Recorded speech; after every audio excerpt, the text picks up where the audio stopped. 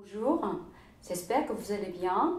Je suis Soprane Piamoun, originaire de Corée et je travaille en France en tant que chanteuse et professeure de chant au conservatoire. Aujourd'hui, j'aimerais bien prendre un peu de temps pour réfléchir à la note de passage pour les chanteurs et à la solution, bien sûr, pour la bien gérer. Tout d'abord, qu'est-ce que signifie la note de passage pour les chanteurs? Lorsqu'un chanteur passe du registre de poitrine au registre de tête, il peut rencontrer une zone de fragilité vocale où sa voix peut sembler instable. Il est donc important de savoir comment gérer ces notes de passage, obtenir une sonorité homogène sur toute l'étendue de la texture. Si vous travaillez votre voix depuis certains temps, vous avez probablement déjà vécu l'expérience de notes qui changent de couleur, de qualité, voire même de cassure sonore, hein. C'était mon cas, surtout des problèmes de justesse. Alors, pourquoi nous rencontrons ces problèmes? Je peux vous expliquer comme ça. Nous, les chanteurs, quand on chante, on utilise la résonance de poitrine, la résonance de masque, la résonance de tête. Mais à partir de la note de passage, on utilise la résonance de tête subitement beaucoup plus par rapport à la note juste avant. Et puis, cela demande également une pression de souffle plus importante par rapport à la note juste avant. Nous les chanteurs devons donc réagir à ce grand changement. Comme je vous ai dit, pour obtenir une sonorité homogène sur toute la texture, il est essentiel de bien gérer ces problématiques de passage. Mais en analysant la cause de ce problème, nous pourrons trouver des solutions plus facilement. Donc, je vous propose 3 résolutions concrètes. Donc, le premier. Soulever le voile des palais pour bien utiliser la résonance de la tête. Mais si vous ne savez pas comment faire ça, soulever les voiles du palais, c'est facile, faites-le minimum une fois. Voilà, les voiles du palais montent. C'est à peu près pareil comme sensation. Mais le niveau de soulèvement du voile des palais dépend de chaque phrase, chaque musique, chaque répertoire et puis chaque technique de chaque chanteur aussi. Donc c'est variable.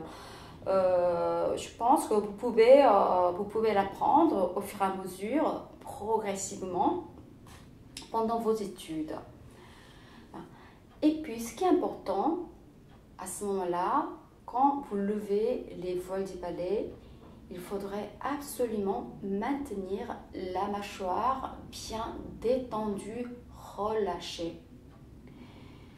Je vois que certains mes élèves, ont du mal à résoudre ce problème de passage, car ils n'arrivent pas à rester la mâchoire bien détendue. Et puis, ce qui se passe quand on soulève le voile des palais, ça nous aide, ça nous permet de gérer l'augmentation de la pression de l'air, de souffle, comme je vous ai dit tout à l'heure. Et puis, le soulèvement du palais s'entraîne à faire descendre le larynx qui a la tendance de monter pour les aigus. Voilà. Donc mécaniquement, c'est beaucoup de choses qui sont liées. Voilà. Et puis, pour sentir, pour les élèves plus débutants, pour sentir le soulèvement du palais, on peut faire le bâillement ensemble en observant déjà les côtes ici. Mettez-vous les mains ici, faites le bâillement. Ah, est-ce que vous sentez les côtes qui s'ouvrent? Voilà. Maintenant, posez vos mains vers l'appui abdominal tout en bas. Voilà, on fait le bâillement. Beaucoup. Est-ce que vous sentez la contraction vers l'appui abdominal? Voilà, mécaniquement, c'est bien lié avec l'appui et puis avec l'ouverture de la côte aussi. Voilà. Et puis, maintenant, observez-vous bien au fond de la gorge. On fait le bâillement. Vous sentez l'ouverture au fond de la gorge aussi. Voilà, tout est lié. Donc, je vous ai dit, la première chose, soulever le voile du palais. La deuxième chose, couvrir le son, couvrir votre voix à la note de passage. Voilà. Si vous avez étudié sérieusement le chant, vous avez peut-être remarqué que le soulèvement du voile du palais permet de couvrir votre son et sombrer votre voix, sombrer vos voyelles. Cela s'appelle coperto en bel canto. Donc, pensez plutôt à couvrir votre son, votre note de passage en soulevant les voiles du palais. J'ai expérimenté avec mes élèves que cette approche donne de meilleurs résultats. Lorsque vous essayez de couvrir votre note de passage, vous sentirez que votre appui abdominal et puis l'ouverture des côtes travaillent davantage par rapport à simplement soulever le voile du palais. Voilà. Et puis, cette idée de couvrir le son est liée en plus de tourner le son. Ça c'est girare en bel canto aussi. Donc avec plusieurs techniques sont liées. Donc la deuxième solution, couvrir votre note passage en soulevant le voile du palais. Voilà. Et puis la troisième résolution, mais même si on soulève bien le voile du palais, même si on essaie de bien couvrir notre note de passage, des fois, surtout la justesse harmonique n'est pas superbe, et puis le son aussi n'est pas tout à fait homogène et joli, parce que ça nous arrive de rencontrer des phrases très difficiles. Par exemple, une phrase qui chante entre les notes de pré-passage, passage, pré-passage, encore passage. En plus, le tempo est encore lent, c'est infernal. Par exemple, pour les sopranes, ça devient mi, fa, mi bémol, fa, encore mi bémol, fa dièse. Ce genre de passages, phrases, sont très difficiles pour tous les chanteurs.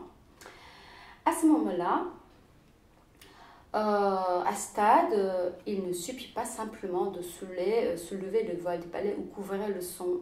À ce moment-là, il faut penser, il faut donner les intentions, faire l'appui abdominal.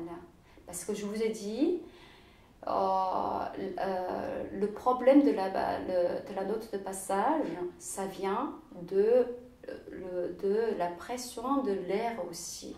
Parce que ça demande beaucoup plus de pression de souffle par rapport aux notes avant. Donc, il faut donner plus de non, c'est pas il faut donner, il faut trouver la connexion plus solide avec votre souffle. Donc, bien connecter avec vos souffles et puis essayer de couvrir vos sons. Voilà. En général, les aigus, si on passe bien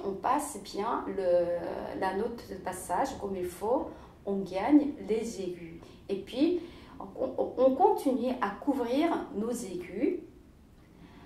Et puis, à partir d'un moment, on réouvre les aigus. Par exemple, pour les sopranes, c'est si.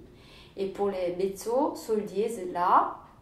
Et ténor aussi, à peu près pareil, comme soprane. Et baryton, réouvre plus fa dièse, sol, etc. Voilà, voilà. J'espère que cette vidéo vous aide à travailler votre voix, votre musique, etc. Si vous avez le problème, n'hésitez pas à écrire. Je vais vous répondre dès que possible. Voilà, voilà. J'espère. À bientôt.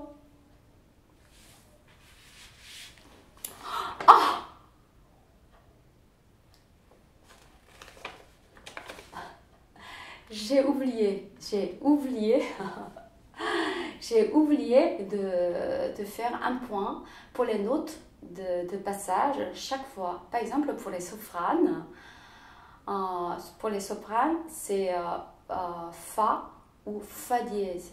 Mais c'est rare, mais quand même, il y a les sopranes qui ont leur note de passage, c'est Sol.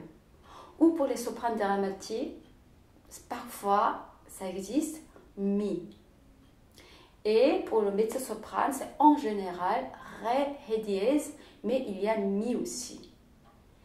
Et puis, pour le ténor, comme soprane, c'est en général, c'est Fa dièse. Mais il y a le ténor qui couvre leur Mi aussi.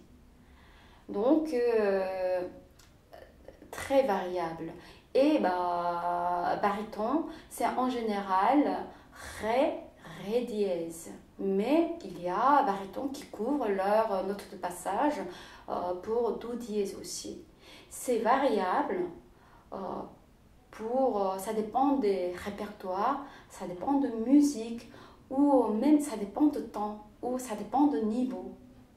Voilà. Mais ce qui est important, quand vous sentez quelque chose d'instable dans votre voix, il faut couvrir. Voilà. Voilà, voilà. J'espère que cette vidéo vous aide à travailler votre voix, votre musique. Voilà. Et puis, si vous avez la question, n'hésitez pas à me poser. Je vais vous répondre dès que possible. Voilà. À bientôt.